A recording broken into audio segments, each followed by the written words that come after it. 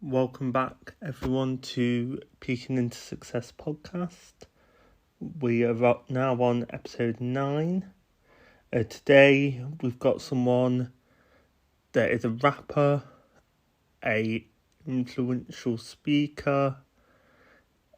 He's doing charity work. He's got his finger in loads of different ponds in the Derby scene, which is really good. He's part of a rap group called Truent that luckily I got to see live, which were amazing. So I hope you enjoyed the podcast, and this is with Mr. Supreme. Right, so I'm here with Supreme now. The first question is, what got you into your career? So the rapping as well as what you do outside of the music industry. Hi mate, so yeah, the first thing I'd say that got me into doing the rapping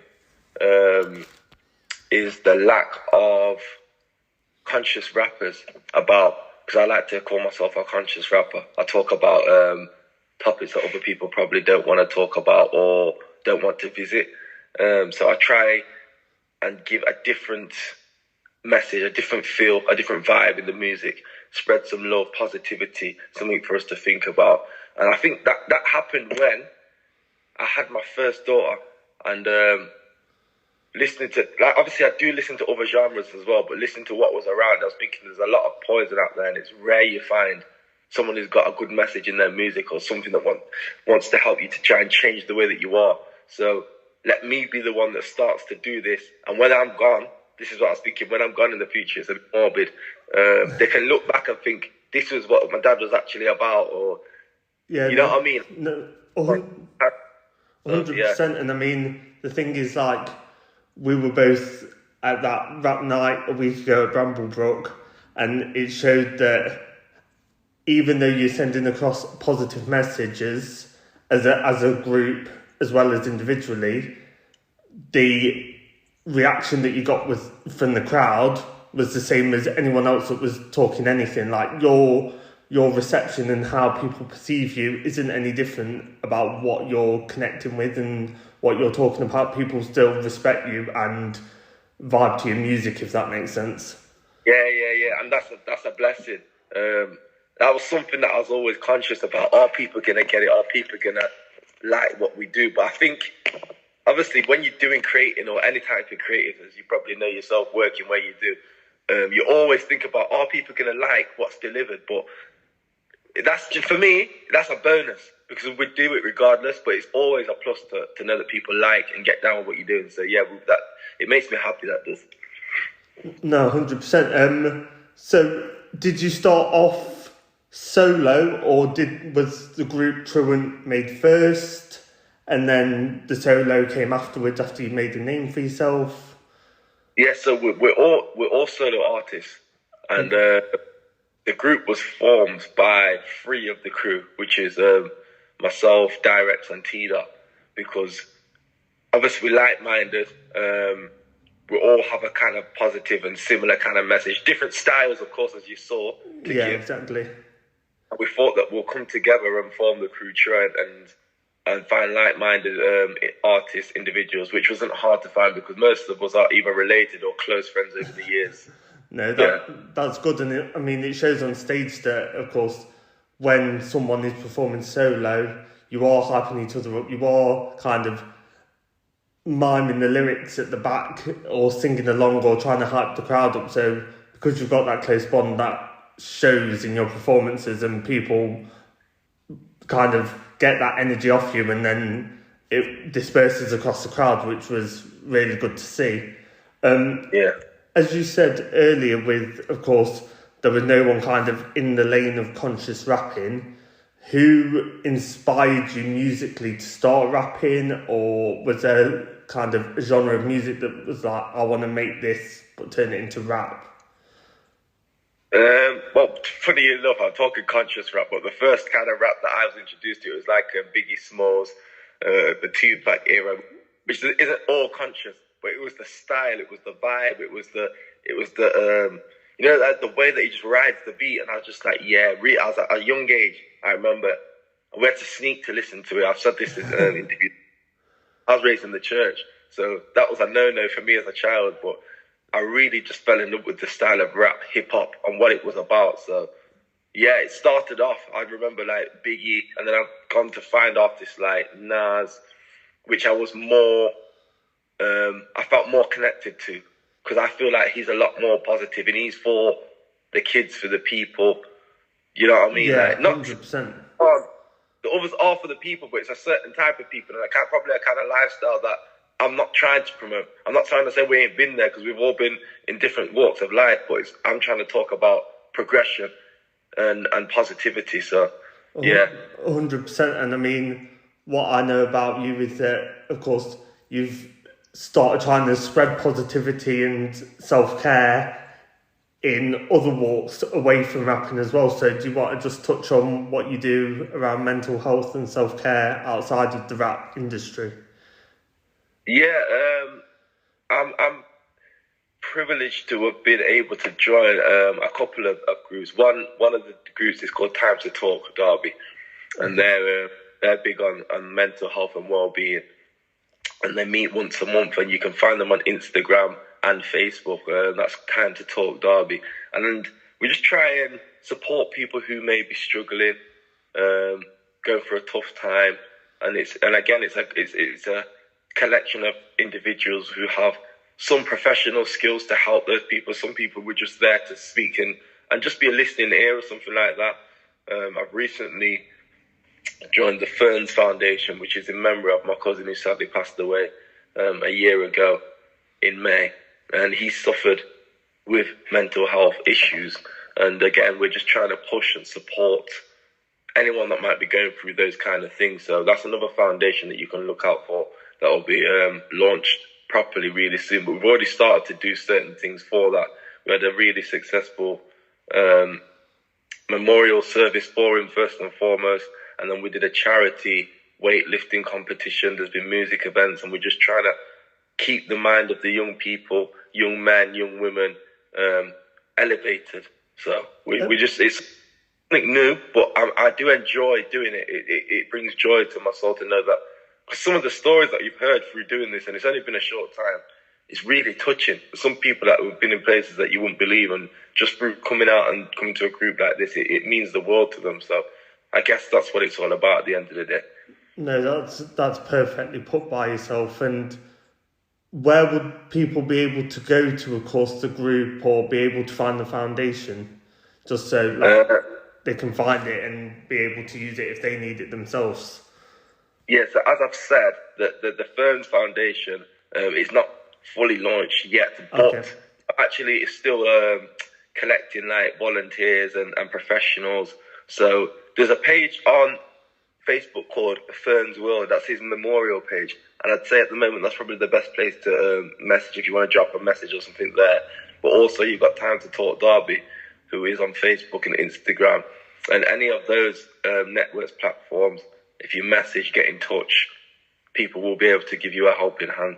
Brilliant. That sounds like, I mean, you're doing a lot of good and positivity and spreading positive messages and giving people out ways if they want to be on their own through your music, and if they want to actually seek help, you're doing that as well in forms of the foundation and through other platforms. So, I mean, you're doing amazing work, and I salute anyone that tries to help people that are trying to suffer in silence. So that's the thing. We're in 2023 now, and we're not in the dark ages where people need to suffer on their own anymore, and they've got kind of ways they can go to, people they can go to, and people, even like people in their 30s and 40s, maybe when they were younger couldn't get that help but can now. So I mean, big props to you for being able to give that to so many people, especially locally to Derby, and it's kind of giving back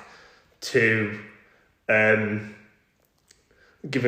communities. Of course, you're from Derby and you've lived in Derby all your life, and especially with the foundation, when that comes out, I feel like that's doing a lot of justice for your cousin and kind of being able to carry on a legacy, because I know also he was part of your group So, of course, that's also being carried forward on two fronts. Is when I saw you perform, you made sure that people were knowing that he was an active part of the group and he's still there. And I noticed as well that you don't, when you, in other bands and acts, when a member dies, they kind of just replace or kind of let someone else sing his bit. But I noticed that you guys were very much cautious around when it was his part, what you were doing, and that's nice to see that. Yeah, if it is a CD or a DJ's just playing that bit and it's not anyone singing, it doesn't matter because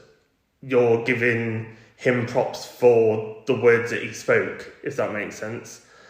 100%. I'm glad you picked up on that as well. Like, first and foremost, he's irreplaceable. If you ask anyone about Ferns or Don Ferns around Derby, they'll tell you what a legend in the music scene he is. So, like, you can't find anyone to replace him. And then, second of all, it's like, he'd come from a certain lifestyle and was trying to change his ways. And the music that he was making with us, because he's been in a few crews, but towards the end, before he passed away, he came to join in the family unit and it's like a message that people haven't really heard from him before. Yeah. So that's why it's important that we still let people hear it. The project's not been released yet, so when people do hear it, they might even be thinking, right, okay, like they've heard he's released his own project, and he's got a song on there called "The Game." Don Ferns' "The Game." That was his last solo song, okay, and that it's so deep, and it's like, wow, it shows you exactly where he was, what he was trying to achieve, and a lot of people didn't hear it until he'd passed away. So these tunes are the same. A lot of these people haven't heard it all. So to them, it's going to be like, wow, it's going to be mind-blowing. So it's very important that we keep his spirit, his energy alive, as you saw on the night. And it definitely, it shows that he's still with us in some way, because the energy was amazing, man.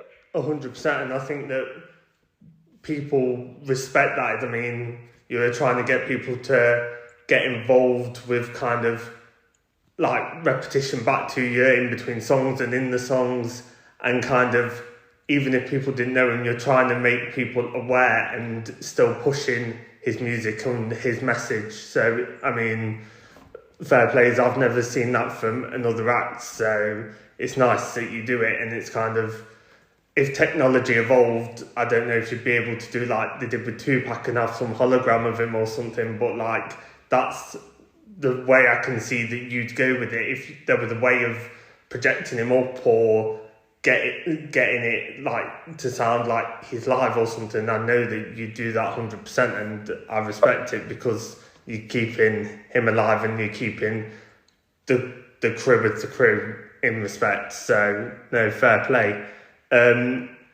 Moving on slightly, of course, we've heard that you've done a lot of things in and out of the music industry. What would you see as your biggest achievement or a career high, if you'd like to say?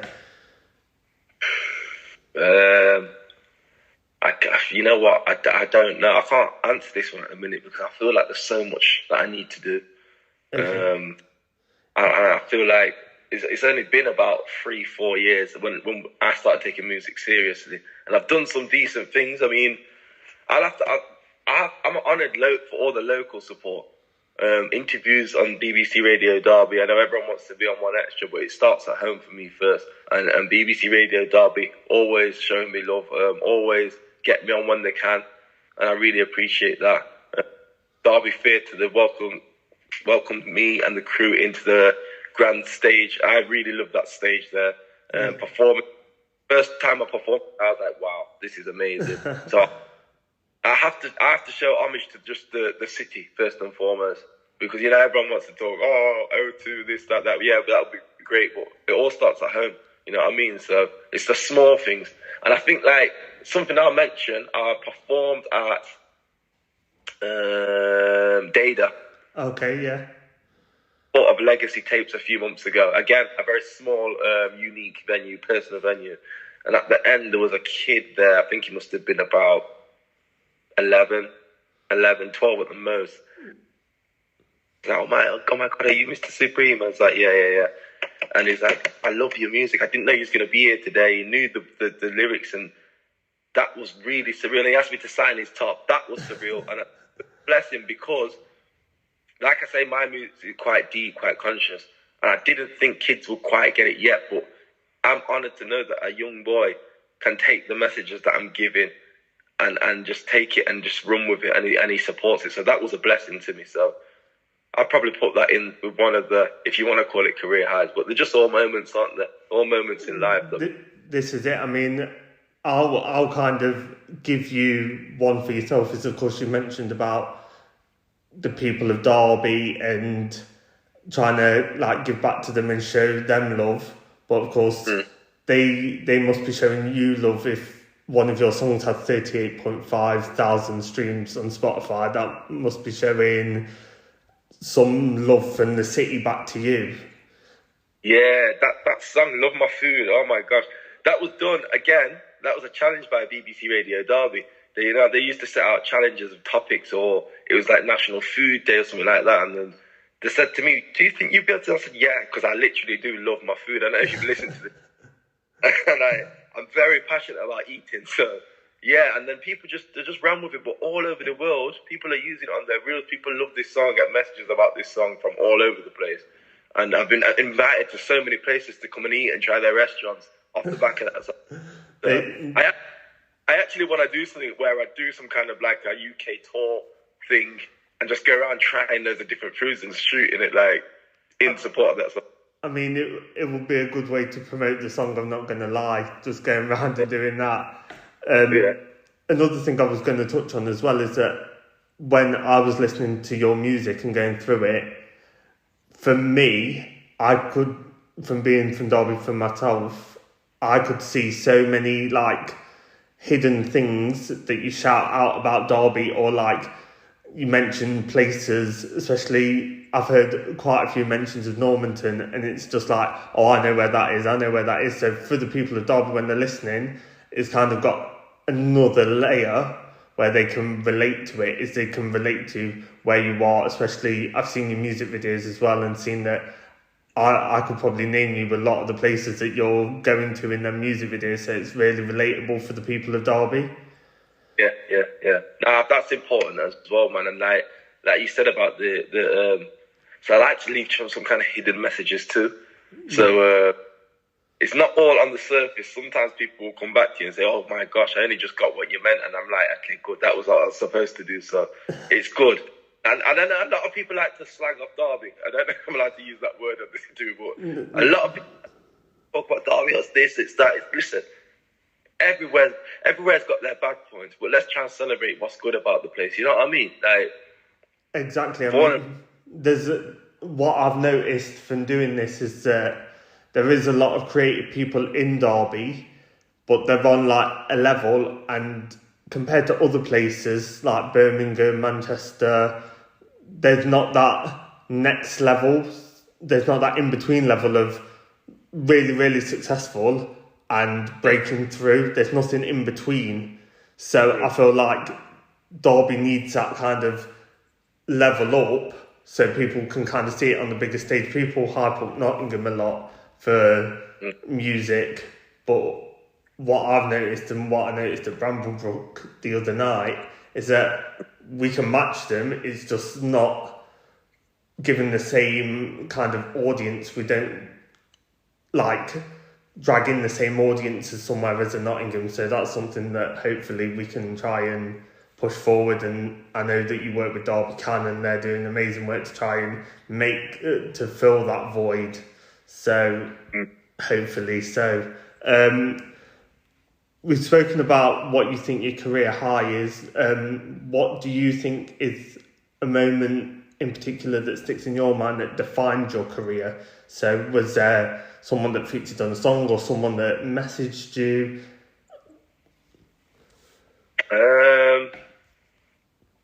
Again, this is another tough question because I don't feel like I've reached or done half the stuff I need to do.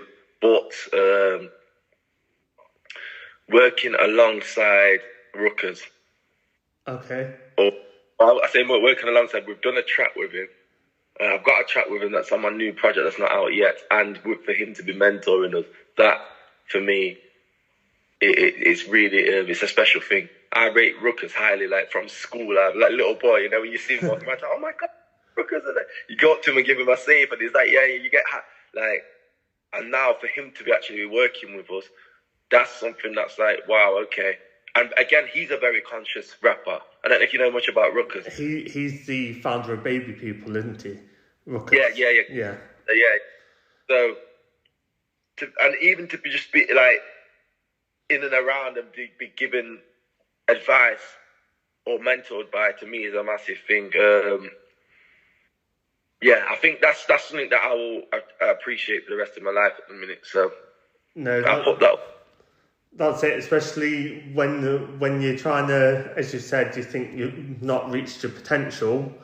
Something as little as someone acknowledging you and coming on your song that you've looked up to and is an inspiration to you means a lot. And I feel like that will drive you on in the long term, because you're like, when I was starting out or when I was small and have not reached my peak, Ruckus helped you out and got on the track and has supported you, so that will stay with you. And them victories that may seem small in the grand scheme of your career are very big and detrimental at the time for that growth and for that potential.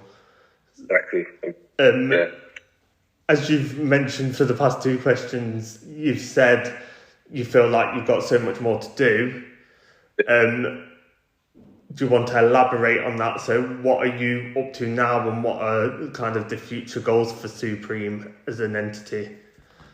At the minute, I'm working on a solo project. Well, it's actually finished.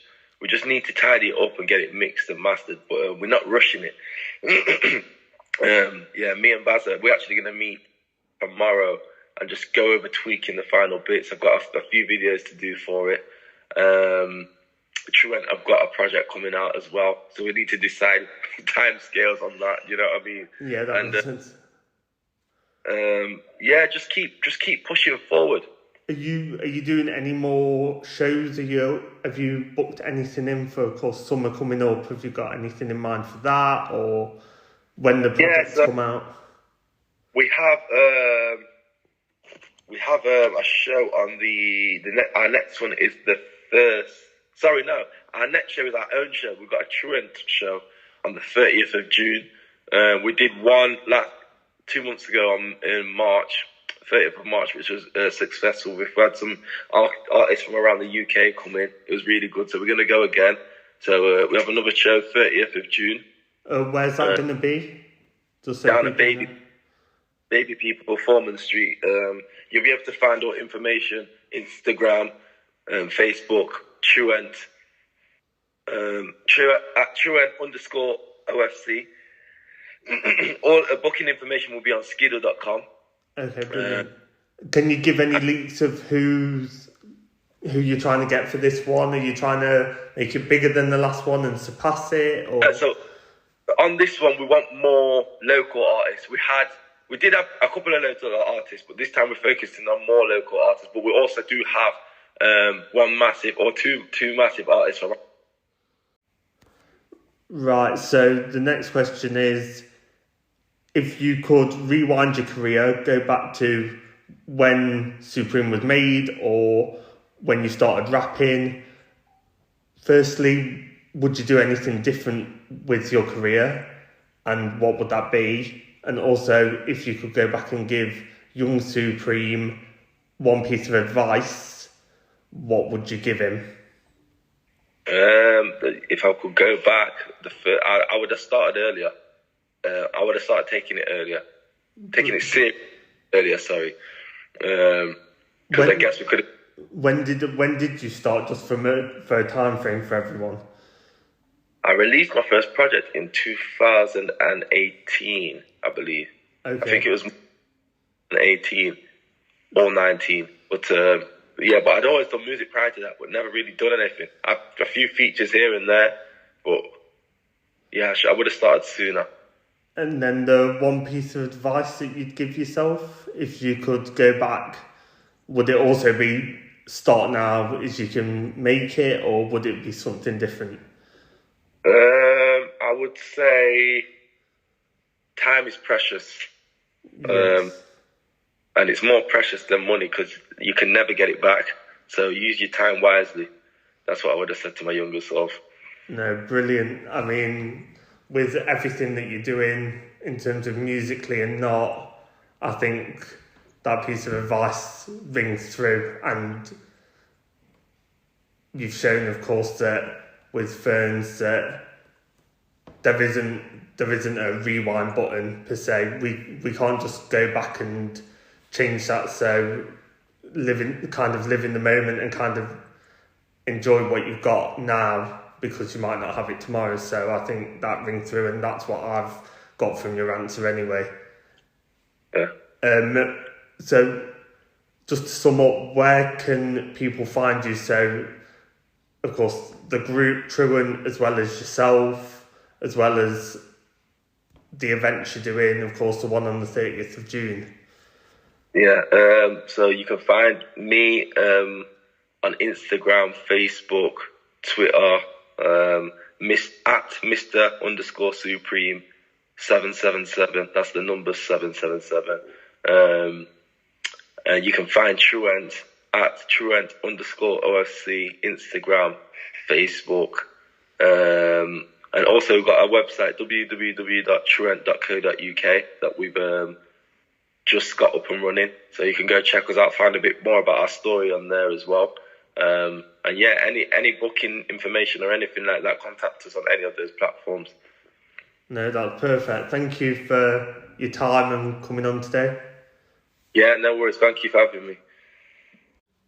I hope you enjoyed today's episode of Peaking to Success podcast. If you enjoyed, please make sure you follow us on Spotify as well as Instagram, where you can see all the updates of who is coming up, as well as who has already been on the podcast, as well as Twitter, where there is information and interaction from me on there as well. Thank you.